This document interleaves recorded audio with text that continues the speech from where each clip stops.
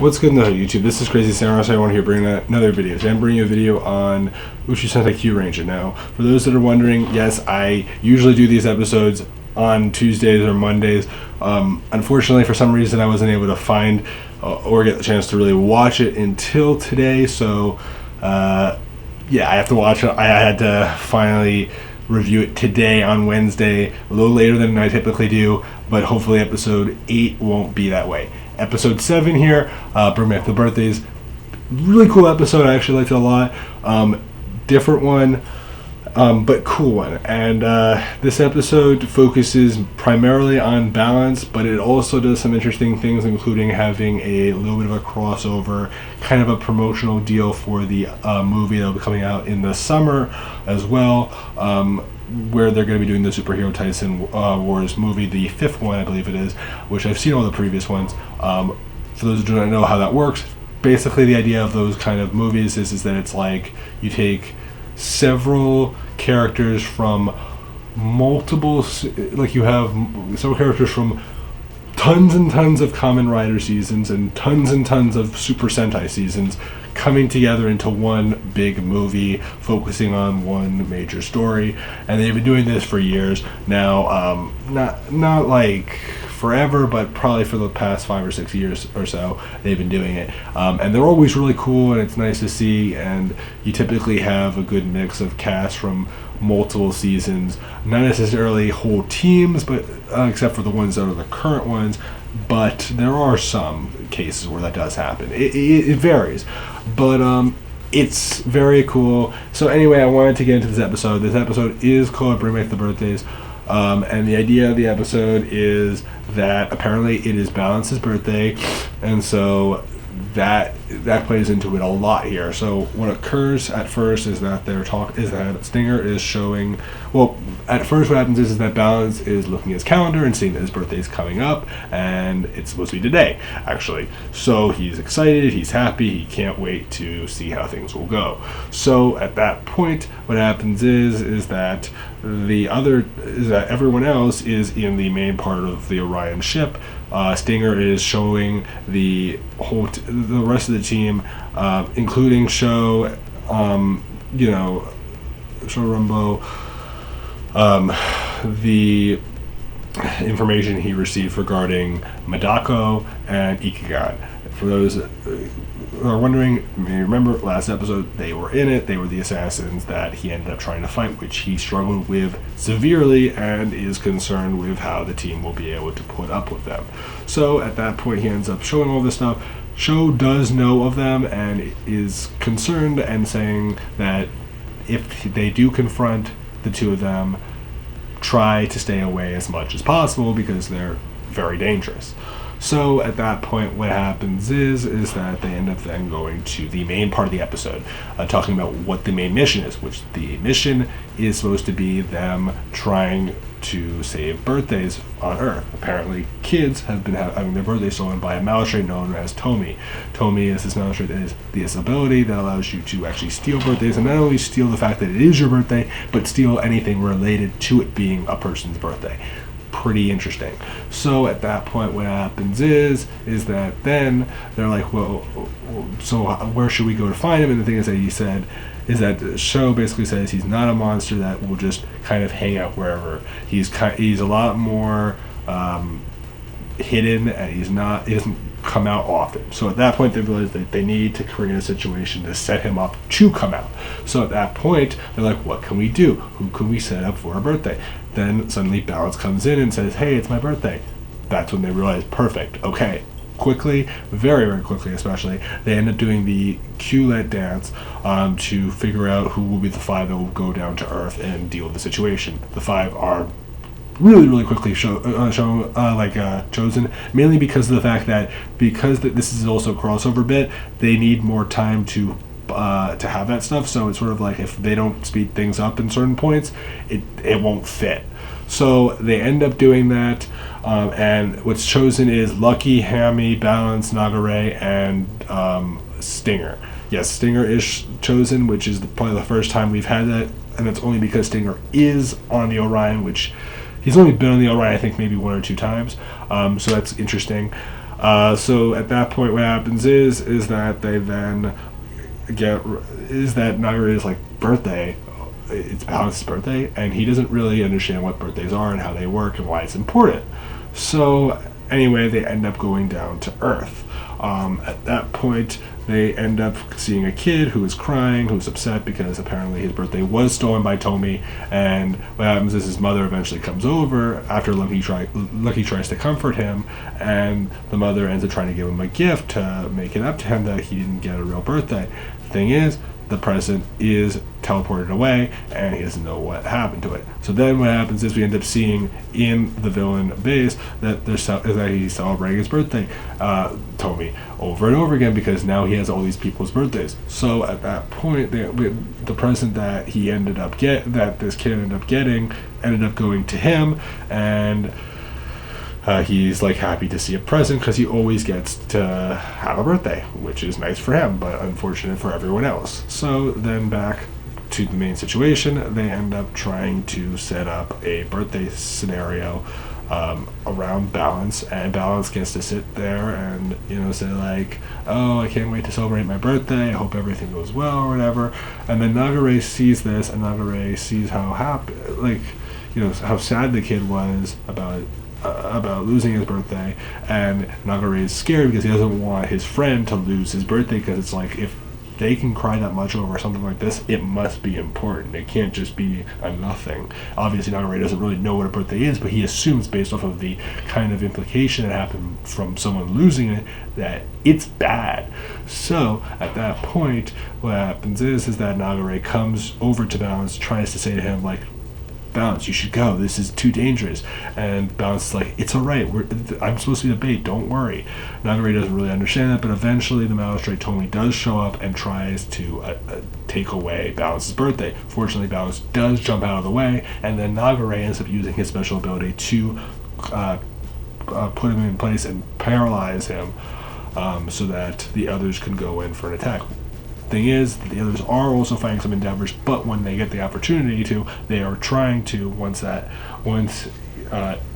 tells them that they can attack.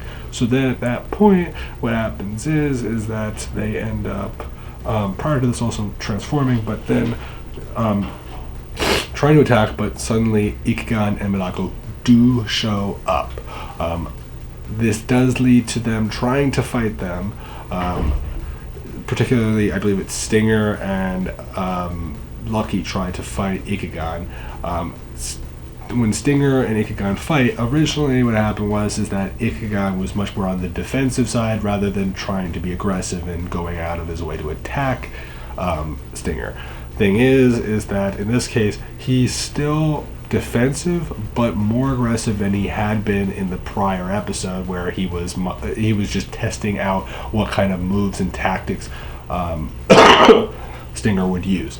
In this case, what happens is he's a little bit more offensive, and they try to attack Minako and Ichigan, but eventually the two of them, Ichigan and Minako, do end up leaving after they do an attack on Nagare, which Balance tries to knock Nagare out of the way so that he doesn't get hit.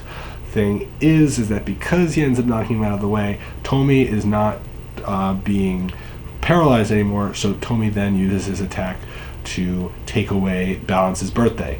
At that point, what happens is that then, then they have a friend who's lost their birthday, and then Tomy ends up leaving the Rangers. So then they go back to the Orion, where everyone tries to set up for, his birthday, not knowing that his birthday was stolen. The thing is, they knew, but they didn't think that anything would really come of it if they still set up his birthday.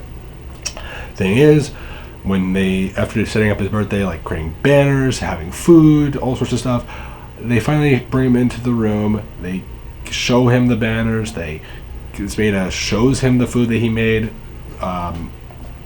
Champ shows him a present that he got him. Thing is, the present is teleported away, so is the food, and the banner loses the text that says "Happy Birthday, Balance." At that point, he's like, okay, it's all right, no big deal, and he ends up trying to put on a face as though he's happy, even though he's really not. He's kind of depressed and really unhappy that he lost his birthday. And Nagare is like, seems alright. He doesn't really understand though. So what happens is that they're like, we need to fix this problem. It's not right. The kids weren't happy, and we can tell that that Balance is not taking it well. And the thing is that Nagare is like, he seemed alright. And the thing is that in actuality, even though he may have seemed alright, he was not alright at all, and he was just putting on a face. And Nagare was explaining this, and also explained how a birthday is something that's very special to people, because it's not only just a day that just occurs. It's it's the day that you were born. It's the day that people can meet each other. It's something that's special for not only the person that has the birthday, but also for the people that are celebrating it. And so he ends up understanding how emotions are difficult, and it's so much. And, even though he may have seemed happy, he really wasn't. He was just trying to make everyone else feel okay, so that he didn't seem like he was coming across as being heartbroken. So at that point, what happens is that Nagare is determined to get back his friend's birthday. Meantime, what happens is that then they decide to do an assault to get back the birthdays from everyone. So at that point, they end up going down to Earth. This time, rather than Balance being on the team, which Balance, we do end up seeing a clip where he is unhappy and in his room, just kind of depressed.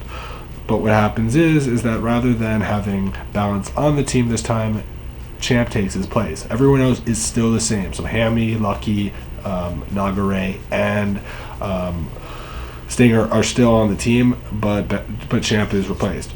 Thing that then happens is that we end up seeing Hammy.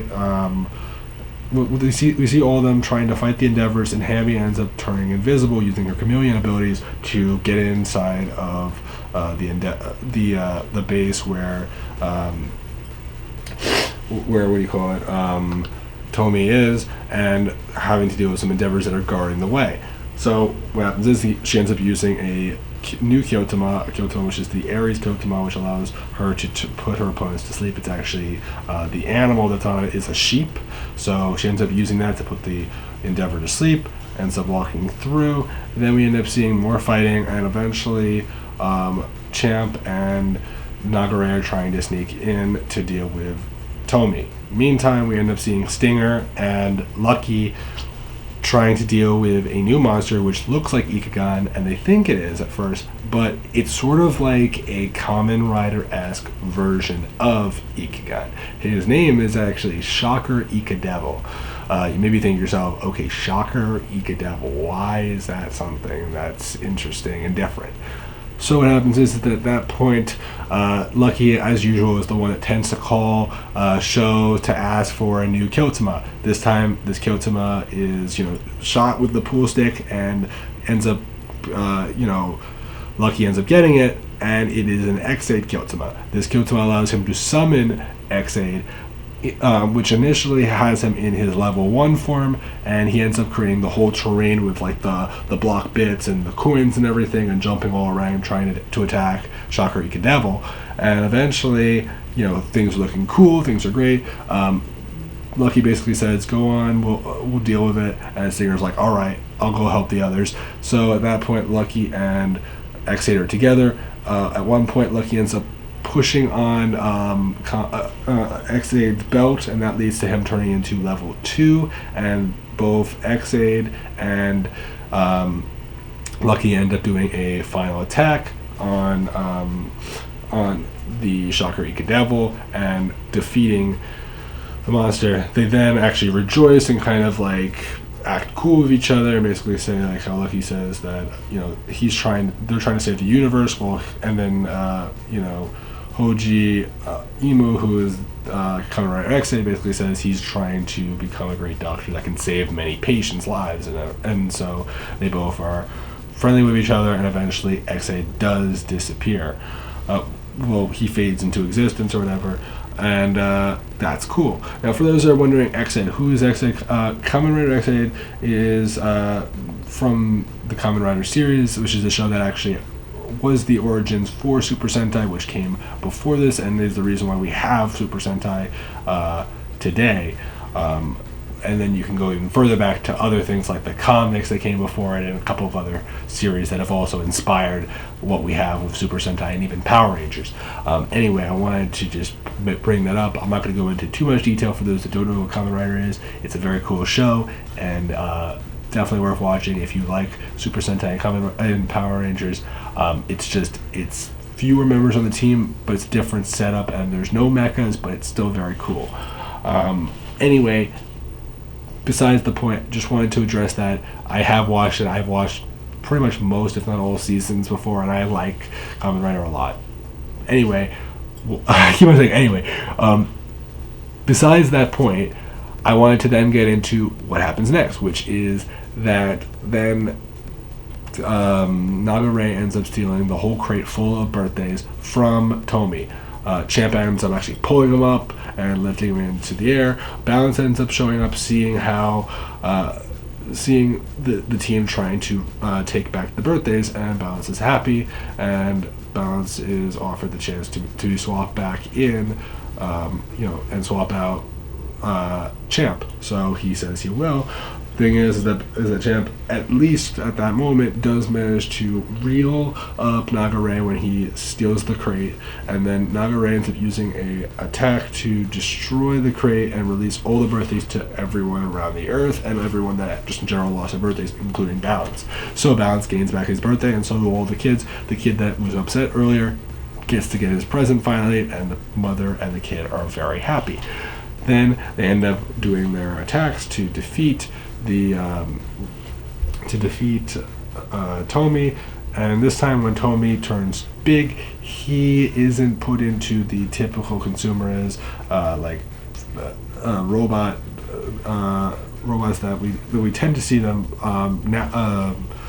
controlling. In this case, it is him. So that is nice to see. So he does get to use this special attack, which allows him to turn into like this floating cake thing that allows him to shoot some pink frosting in the face of Kurano, and also onto the Kyotsuma, which leads to them not being able to see very well. Fortunately, there is some remnants of Ex-Aid, which does lead to them being able to clear off some of the cake frosting that was covering their ability to see. So that then leads to them continuing the fight, and eventually Balance and Nagare separate from Kurano and do an attack to push Tomy into the consumer's base area, and eventually they defeat Tomy. Then back at on the Orion, what happens is that they end up finally getting to celebrate Balance's birthday, and eventually for his birthday present, he ends up getting to see Nagare smile, which you may think that's not really much of a birthday present, and he even says it would be nice to have something expensive, but I appreciate the smile anyway. And he ends up saying that they end up saying that Nagare had been practicing for hours and hours and hours trying to get a really good smile for him, and Nagare is not a character that really smiles ever, so it's kind of nice. So that's all cool. They end up finding out that his birthday that he actually is 300 years old, and apparently is the youngest in his clan, even though he's 300. Spade ends up saying, we don't have enough candles to do that many years, and Lucky's like, oh, we'll find some, and Spade's like, no, you don't need to, and it's like, oh well.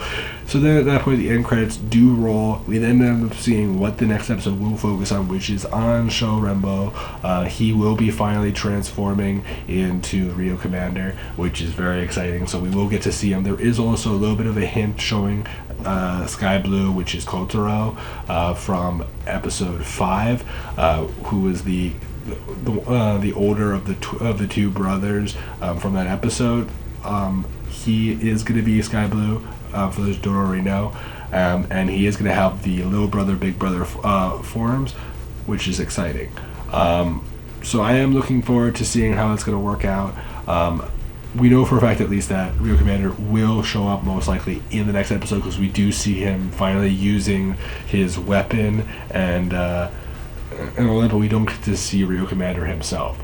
But we'll see most likely in the next episode. So I'd love to know your guys' opinions. Are you looking forward to that? Also, there was a little clip of the Superhero Titans Wars for those that didn't see it. So yes, there will be that. I'd love to know your guys' opinions. Did you enjoy this episode? Were you happy to see Ex-Aid appear? Did you enjoy the general idea of this episode? Are you looking forward to seeing Rio Commander and eventually Kagoma Sky Blue? Love to know your opinions below. I'm sorry again that I wasn't able to release this sooner, but things happen. So episode 8, hopefully I'll be able to release it on time and actually be able to talk about, Rio Commander and what my thoughts are, because I really did like this episode, but I really want to see what happens when we finally get to see Shao showing up in the episodes. Personally, I'm expecting him to be a less common occurrence regarding actually being part of the team. I feel like he's going to be more like Doggy Kruger in the sense that Kruger really didn't show up all the time. He showed up a good amount, but he was more of like, if they really needed some real power, he would come. But if it were, just a small battle, not always. Sometimes, but not always. We'll see, though. It could just change, but I'm just saying that typically when it came to that stuff, it wasn't always. That's what I kind of feel like it's going to be the same case here, but we'll see. So please remember to like, comment, subscribe, tell me what you guys think. Did you guys enjoy this again? And all the other questions I've said. So please remember. So goodbye, guys.